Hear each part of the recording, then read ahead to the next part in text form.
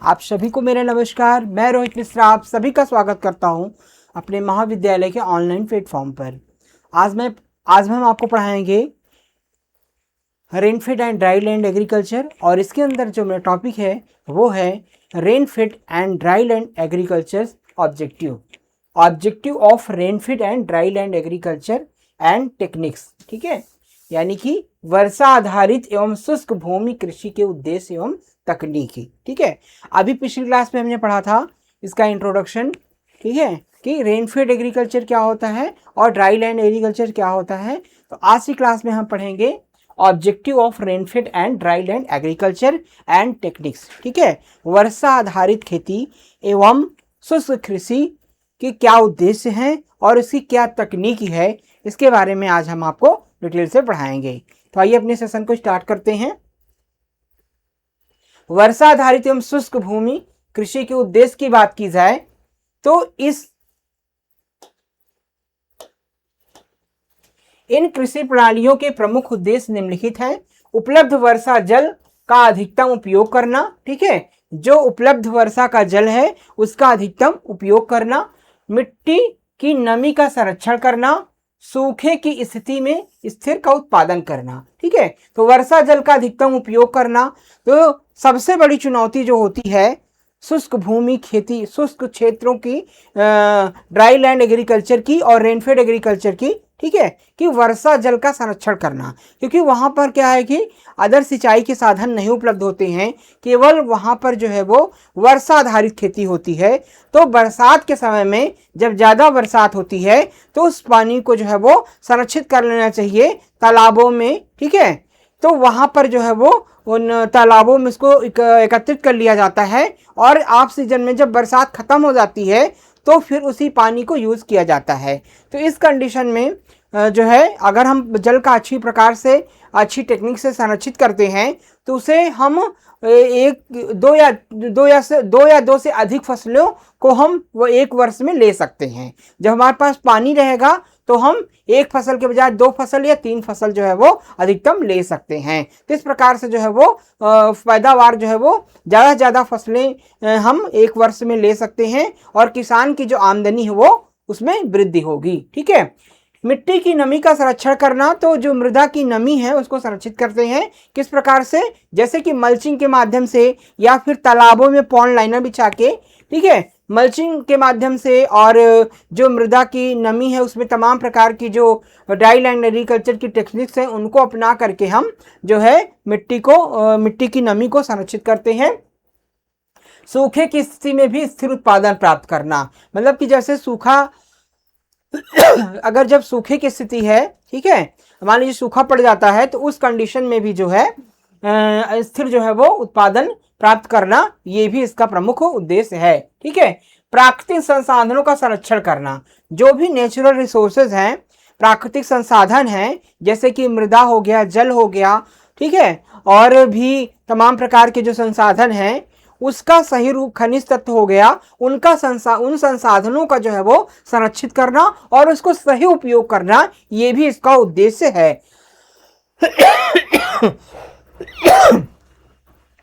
किसानों की आय में वृद्धि करना। ठीक है, अगर जो है संसाधनों का सही उपयोग होगा, ठीक है, मृदा जल का संरक्षण होगा, तो किसान कई सारी फसलें जो है वो एक वर्ष में ले सकेगा, जिससे किसान की आय जो है वो बढ़ेगी और उसकी आर्थिक दशा क्या होगी, मजबूत होगी। ठीक है, खाद्य एवं पोषण सुरक्षा सुनिश्चित करना। ठीक है, तो खाद्य एवं पोषण सुरक्षा भी सुनिश्चित करना, जैसे कि ड्राई लैंड एग्रीकल्चर फार्मिंग में, ड्राई लैंड फार्मिंग में ऐसे क्रॉप रोटेशन को अपनाया जाए जिसमें जो है मिलेट्स को ज़्यादा से ज़्यादा ग्रो किया जाए, मतलब किसी मोटे अनाज जो हैं जो कि ए रिच सोर्स ऑफ न्यूट्रिशन के होते हैं, मतलब कि एक अच्छे स्रोत होते हैं पोषण के, जिसमें पर्याप्त मात्रा में जो है वो प्रोटीन, वसा, कार्बोहाइड्रेट, खनिज तत्व, ठीक है, जैसे कि आपके आयरन, कैल्शियम और जिंक, ये पर्याप्त मात्रा में पाए जाते हैं।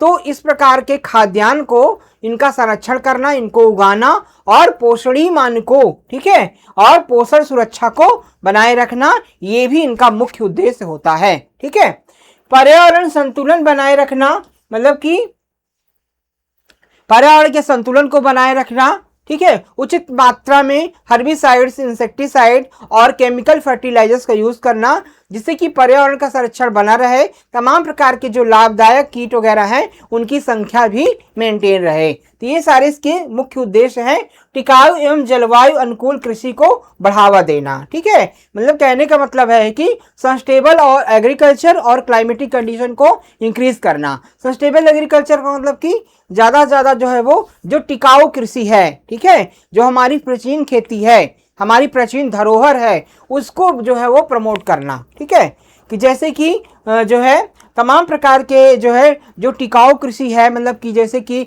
ज़्यादा से ज़्यादा जो है वो बायो फर्टिलाइजर्स का यूज़ करना। ठीक है, इसके अलावा जो है ग्रीन मैनोरिंग का उपयोग करना, रासायनों का उपयोग कम करना और जैविक चीज़ों को ज़्यादा से ज़्यादा उपयोग करना, गोबर की खाद, कंपोस्ट, वर्मी कंपोस्ट का प्रयोग करना, जिससे कि किसान की लागत कम हो और उसकी आमदनी भी बढ़े। ठीक है, इसको करना। और जो जलवायु अनुकूल कृषि है, ठीक है, उसको ज़्यादा से ज़्यादा प्रमोट करना, जैसे कि एग्जाम्पल के तौर पर प्राकृतिक खेती, इसे natural farming, zero budget farming, इसको प्रमोट करना, ये सारे इसके मुख्य उद्देश्य हैं। ठीक है, अब इसकी प्रमुख समस्याएं क्या हैं? ड्राई लैंड एग्रीकल्चर और रेनफेड एग्रीकल्चर की कुछ प्रमुख समस्याएं हैं, वो मैं आपको बताता हूं। जैसे कि बारिश पर निर्भर तथा शुष्क भूमि कृषि अनेक चुनौतियों का सामना करती है। इनमें प्रमुख समस्याएं कई सारी हैं, जैसे कि इरेटिक रेनफॉल, वर्षा समय पर ना होना, कम होना, अत्यधिक होना फसल उत्पादन को प्रभावित करता है। ठीक है, वर्षा का क्या होना, अनियमित होना, मतलब कि ये चीज मुख्य समस्या है कि जहां पर किसान क्या है कि बरसात के ऊपर निर्भर है कि वर्षा होगी तब फसल होगी, तो वहां पर सबसे बड़ी समस्या है कि वर्षा का अनियमित होना। ठीक है, इरेगुलर रेन हो, ठीक है, इरेगुलर रेनफॉल। तो जैसे क्या है कि अगर समय पर वर्षा नहीं होती है तो किसान की फसल पीछे हो जाती है, उत्पादन घट जाता है। ठीक है, कभी कभी बहुत लेट हो जाती है तो किसान फसल को बो नहीं पाते हैं और उनकी एक फसल छूट जाती है। ठीक है, या फिर होती ही नहीं है तो सूखे की स्थिति झेलना पड़ता है और ज़्यादा समस्या आ जाती है। तो इस प्रकार से जो है वो वर्षा का ना होना, वर्षा का नियमित होना, ये सारी जो है वो किसानों की सबसे बड़ी समस्या होती है रेनफेड और ड्राई लैंड एग्रीकल्चर में। ठीक है, सूखे की समस्या, the problems of the drought, तो बार बार पड़ने वाला सूखा किसानों की आय तथा कृषि उत्पादन दोनों को प्रभावित करता है। ठीक है, बार बार जो सूखा पड़ता है तो वो जो है किसानों को बिल्कुल कमजोर कर देता है, उसकी आय को बिल्कुल कम कर देता है। जब सूखा पड़ेगा तो फसल नहीं होगी, जब फसल नहीं होगी तो किसान की आमदनी बिल्कुल क्या होगी, जीरो हो जाएगी और वो बेचारा जो है वो आर्थिक रूप से एकदम कमजोर हो जाएगा। ठीक है, तो सूखे की स्थिति बहुत खराब होती है। अक्सर किसान को जो है वो जो है कुछ जगह के जो फार्मर्स हैं, जैसे हमारा उत्तर प्रदेश में बुंदेलखंड क्षेत्र का एग्जाम्पल ले लीजिए, राजस्थान का कुछ क्षेत्र है, मध्य प्रदेश कुछ क्षेत्र है, तो वहां पर अक्सर सूखा पड़ता है, जिससे कि किसान वहां के गरीब होते हैं और मतलब कि उनकी आर्थिक दशा अच्छी नहीं होती है। ठीक है, तो इस कारण से ये भी बहुत बड़ी समस्या होती है, क्योंकि जो रेनफेड एग्रीकल्चर, ड्राई लैंड, वहाँ की मुख्य जो इस क्षेत्र के लोग होते हैं उनका मुख्य आधार कृषि होता है, और अगर कृषि में सूखा पड़ गया तो फिर वो एकदम आर्थिक रूप से कमजोर हो जाते हैं। ठीक है, मिट्टी का कटाव की बात की, सॉइल इरोजन की अगर बात करें तो तेज वर्षा के कारण उपजाऊ मिट्टी बह जाती है, जिससे भूमि की उर्वरता जो होती है वो कम हो जाती है। ठीक है, तेज वर्षा के कारण जो उपजाऊ मिट्टी होती है, फर्टाइल सॉइल होती है, वो बह जाती है। मतलब कि वो जब वर्षा की बूंदें मिट्टी को पड़ती हैं तो वो जो है उसके ऊपरी तत्व जो होते हैं और जो है उसकी वर्जिन सॉइल होती है, और ऊपरी सतह पर जो मौजूद पोषक तत्व होते हैं वो मृदा के साथ बह जाते हैं। ठीक है, तो मृदा के साथ जब बह जाते हैं तो वो बह करके नदियों के माध्यम से तालाबों में, और तालाबों से नदियों में, नालों में बह के नदियों में चले जाते हैं। तो इस प्रकार से मृदा का कटाव जो है वो एक समस्या है। ठीक है, तेज वर्षा में ये भी प्रॉब्लम होती है, तो इसके लिए किसानों को जो है वो कई सारी प्रैक्टिसेस हैं, वो आगे बताएंगे, वो करके रखना चाहिए।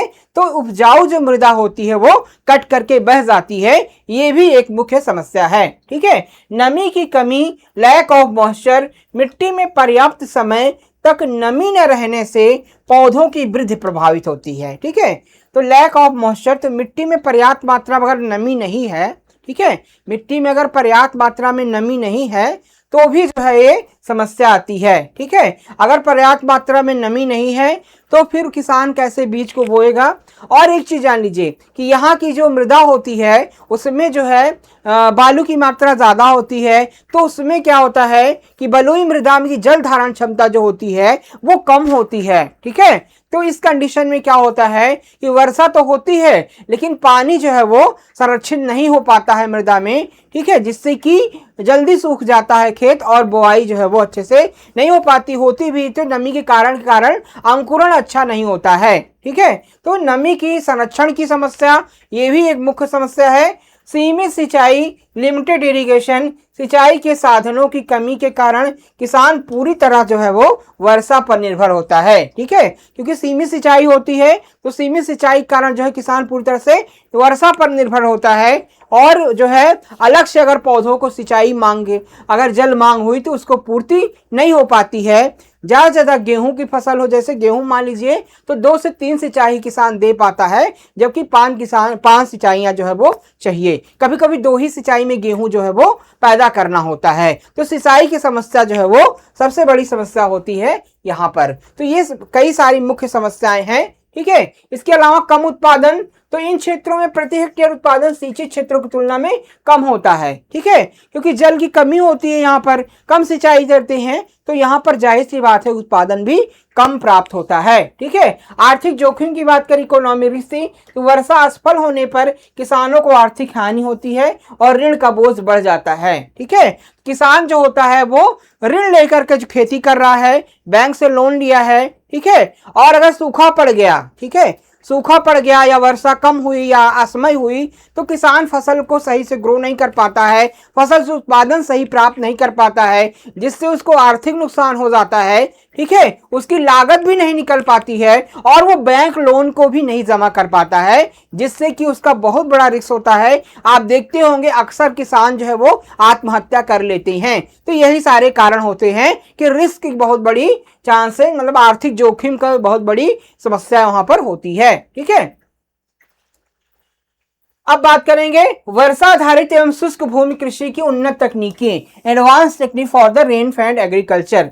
तो ये तो समस्याएं हैं। अब हम बात करेंगे कि जो हमारे ड्राई लैंड एग्रीकल्चर और रेन फीड एग्रीकल्चर के हैं क्षेत्र हैं, वहां पर क्या टेक्निक्स अपना करके हम उत्पादन ले सकते हैं। ठीक है, कौन कौन सी ऐसी तकनीक हैं जिसको अपना करके हम इन क्षेत्रों में सफल कृषि जो है वो कर सकते हैं। ठीक है, तो सबसे बड़ी बात है, तो कई सारे इन क्षेत्रों में उत्पादन बढ़ाने के लिए अनेक वैज्ञानिकों ने कई सारी तकनीकों का उपयोग किया है। मतलब जो हमारा एग्रीकल्चर साइंटिस्ट है वो निरंतर रिसर्च कर रहे हैं कि इन क्षेत्रों में किस प्रकार से उत्पादन को बढ़ाया जा सके। ठीक है, जैसे कि वाटर कंजर्वेशन, ठीक है, सबसे मुख्य चीज है कि सबसे मेन टेक्निक्स है कि जल का संरक्षण करना। ठीक है, तो जैसे कि खेत में मेड़बंदी करना, कंटूर बंडिंग, फार्म पॉन्ड निर्माण, ठीक है, वर्षा जल संचयन, तो खेत में मेड़बंदी करके पानी को संरक्षित किया जाए, खेत का पानी खेत में रखा जाए, जिससे कि खेत की नमी जो है वो खेत का जो है पानी बाहर ना जाए, जिससे कि कटान की समस्या भी ना हो खेत में, और जो है खेत का पानी जब खेत में संरक्षित रहेगा तो खेत में नमी बनी रहेगी। ठीक है, कंटूर बंडिंग का प्रयोग किया जाए, कंटूर बंडिंग करके जो है वो जल को संरक्षण किया जा सकता है। ठीक है, फार्म पॉन्ड का निर्माण, मतलब कि फार्म में जो है एक तालाब का निर्माण किया जाए प्रत्येक फार्म में, और उसमें वर्षा का जो एक्सेस वाटर है, जल है, उसको संरक्षित किया जाए। ठीक है, तो ताकि जो है ऑफ सीजन में भी पानी हम ले सकें या फसल को उगा सकें। ठीक है, वर्षा जल का संचयन, यानी कि जो वर्षा का जल है उसको संचित किया जाए तालाबों में। ठीक है, तो इस प्रकार से पानी का संरक्षण करना आवश्यक है।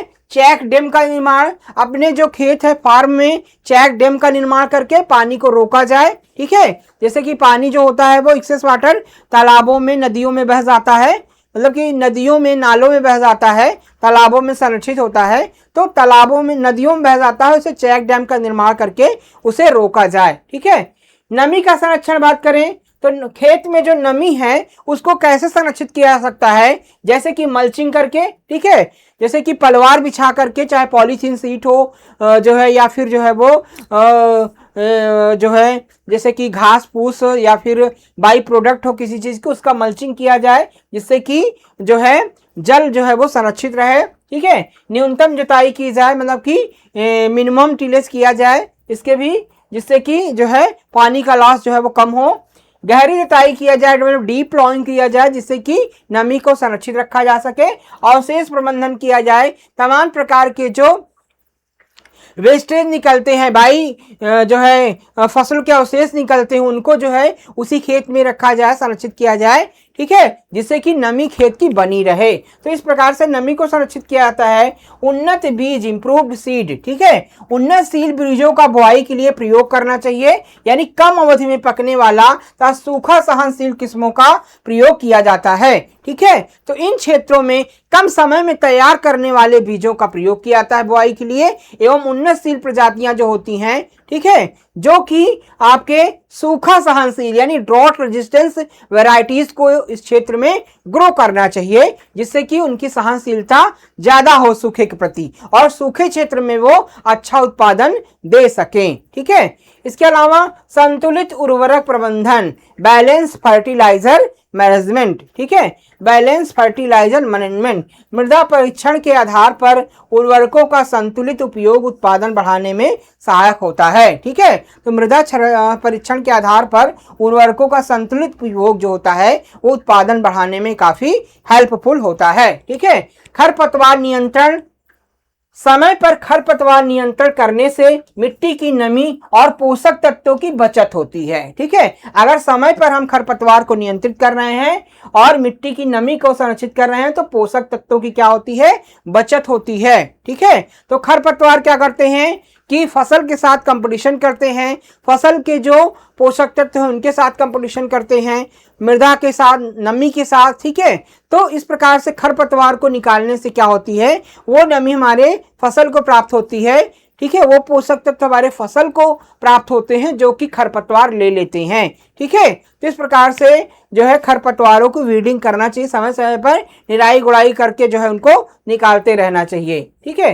क्रॉप डाइवर्सिफिकेशन, इसमें फसल विविधीकरण जैसे कि दलहन, तिलहन, मोटे अनाज तथा बागवानी फसलों का समावेश करके जोखिम को कम करता है, ठीक है। तो दलहन, तिलहन, मोटे अनाज, बागवानी फसलें, ये सारी चीजें जो है इसमें ग्रो करना चाहिए, जिससे किसान को जो है वो कई सोर्सेस से आमदनी प्राप्त हो। तो इस प्रकार से फसल का विविधीकरण करके उनकी आमदनी को सुधारा जा सकता है। तो ये सारे जो है वो एडवांस टेक्निक्स थी जिससे किसानों की आय को बढ़ाया जा सकता है। इसके अलावा कुछ प्रमुख फसलें हैं, मेजर क्रॉप्स हैं, जैसे कि बारिश पर निर्भर तथा शुष्क भूमि क्षेत्र में निम्नलिखित फसलें उगाई जाती हैं, ठीक है। मेजर क्रॉप कौन कौन सी हैं, जैसे ज्वार, बाजरा, रागी, मक्का, चना, इन सारी फसलों को इसमें उगाना चाहिए, ठीक है। ये पोषणीय मान, इनका जो न्यूट्रिशन वैल्यू है वो काफी ज्यादा होती है, इनका रेट भी मार्केट में अच्छा प्राप्त हो जाता है। अरहर, मूंग, उड़द, मसूर, तिल, मूंगफली, सरसों, सूरजमुखी, कपास, ये सारी फसलें जो है वो इन क्षेत्रों में उगाई जा सकती हैं। ये फसलें कम पानी में भी तैयार हो जाती हैं और अच्छा उत्पादन देती हैं, ठीक है। तो इस तरह से इनकी खेती जो है वो इन क्षेत्रों में करना चाहिए, ठीक है। संरक्षण कृषि का क्या महत्व है, ठीक है, इंपॉर्टेंस ऑफ कंजर्वेशन एग्रीकल्चर। तो संरक्षण खेती का क्या इसमें महत्व है। संरक्षण कृषि, कंजर्वेशन एग्रीकल्चर वर्षाधारी क्षेत्रों के लिए अत्यंत उपयोगी सिद्ध हो रही है, ठीक है। यहाँ पर कंजर्वेशन फार्मिंग का क्यों नाम आया, क्योंकि इसका संबंध जो है वो है आपके रेनफेड एग्रीकल्चर से। इसमें इस खेती का काफी ज्यादा महत्वपूर्ण योगदान है, ठीक है।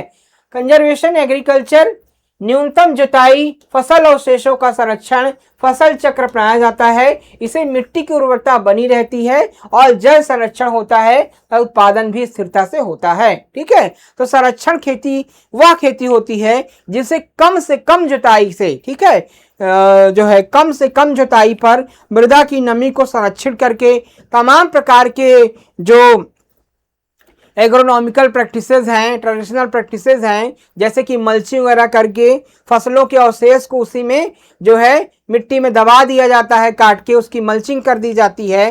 ठीक है, कई सारी जो है वो और जो क्रॉप रोटेशन अपनाया जाता है वो जो है एकदम परफेक्ट अपनाया जाता है कि कम से कम पानी चाहने वाला हो। तो इस प्रकार से क्रॉप जो खेती की जाती है उसे हम संरक्षित खेती कहते हैं। तो इसके माध्यम से जो है वो उत्पादन की स्थिरता को बनाया रखा जा सकता है। ठीक है, जलवायु परिवर्तन और वर्षाधारित कृषि, climatic change and rainfed agriculture. तो वर्तमान समय में जलवायु परिवर्तन के कारण वर्षा का स्वरूप तेजी से बदल रहा है, कहीं अत्यधिक वर्षा हो रही है, कहीं सूखा पड़ रहा है। ठीक है, इससे वर्षा आधारित कृषि सबसे अधिक प्रभावित होती है। ऐसी परिस्थितियों में जल संरक्षण, सूखा सहनशील किस्मों का विकास, मौसम आधारित कृषि सलाह, फसल बीमा, वैज्ञानिक कृषि प्रबंधन की आवश्यकता बढ़ गई है। कहने का मतलब है कि climate change and rainfed agriculture के अंतर्गत, जलवायु परिवर्तन और वर्षा आधारित कृषि के अंतर्गत कई सारी प्रैक्टिसेस हैं जिसपे गवर्नमेंट फोकस कर रही है और फोकस करना भी चाहिए, जिसको अपना करके उत्पादन को बढ़ाया जा सकता है। कैसे बढ़ाया जा सकता है? जैसे कि परिस्थितियों में क्या है, सबसे बड़ा है जल का संरक्षण करना, वर्षा जो है जल का संरक्षण करना, सूखा सहनशील किस्मों का ज़्यादा विकास किया जाए जो कि कम पानी में तैयार हो सके, मौसम आधारित कृषि यानी कि किसानों को सही समय पर मौसम की पूर्वानुमान की जानकारी प्राप्त हो जिससे वो पहले ही जो है तैयार रहें। ठीक है, ये चीज़ें हैं। और फसल बीमा, ठीक है, किसानों को फसल बीमा का लाभ दिया जाए, फसल बीमा के बारे में बताया जाए। जैसे कि मान लीजिए सूखा पड़ गया, किसान लोन लिया है तो सूखा पड़ गया, तो इस प्रकार से फसल का बीमा किया जाए। अगर कोई हानि होती है, प्राकृतिक आपदा आती है तो किसान को बीमा का लाभ दिया जाए जिससे कि वो जो है अपने खर्चे की भरपाई जो है वो कर सके। ठीक है, इसके अलावा वैज्ञानिक कृषि प्रबंधन की आवश्यकता है, वैज्ञानिकों के द्वारा सही जो है सलाह दी जाए, किसानों को सही जानकारी दी जाए। तो ये सारी चीजें इसके अंतर्गत होनी चाहिए। ठीक है, सरकारी प्रयास यानी गवर्नमेंट इफोर्ट्स की बात की जाए तो भारत सरकार तथा विभिन्न राज्य सरकारें वर्षा आधारित शुष्क भूमि कृषि के विकास अनेक योजनाएं संचालित की जा रही हैं। इसमें जैसे है जलागम विकास कार्यक्रम, प्रधानमंत्री कृषि सिंचाई योजना, मृदा स्वास्थ्य कार्ड योजना, प्रधानमंत्री फसल बीमा योजना, राष्ट्रीय खाद्य सुरक्षा मिशन, कृत्रिम प्राकृतिक संसाधन संरक्षण कार्यक्रम। इन योजनाओं का उद्देश्य है जल संरक्षण करना, उत्पादन वृद्धि और किसानों की आय बढ़ाना। तो हमारी गवर्नमेंट के द्वारा, भारत सरकार के द्वारा कई सारी योजनाएं जो हैं वो चलाई जा रही हैं जैसा कि हमने आपको बताया। तो इन सभी योजनाओं को सही रूप से क्रियान्वित करके ज़्यादा से ज़्यादा इन सभी योजनाओं का मुख्य उद्देश्य है कि जल का संरक्षण करना, ठीक है, किसानों के उत्पादन में वृद्धि करना, किसानों की आर्थिक दशा मजबूत करना, किसानों को सिंचाई सुविधा बनाना, सिंचाई की जो है व्यवस्था करना और किसानों का जो रिस्क है, ठीक है, रिस्क को कम करना। ठीक है, जैसे कि किसान फसल का बीमा वगैरह करा करके अगर मान लीजिए कोई आपदा आती है, कोई होता है, कोई जो है, तो किसान जो है वो किसान के खर्चे की भरपाई जो है वो की जा सके। तो इस प्रकार से वर्षाधारित कृषि और जो शुष्क कृषि है, इन दोनों का जो है, इन दोनों में कई सारी महत्वपूर्ण टेक्निक्स हैं, उसको अपना करके किसान अच्छा ज़्यादा उत्पादन जो है वो प्राप्त कर सकता है। ठीक है, तो आज की क्लास में स्टूडेंट बस इतना ही। नेक्स्ट क्लास में हम नए टॉपिक के साथ आपसे फिर मिलेंगे। आप सभी का बहुत बहुत धन्यवाद। जय हिंद।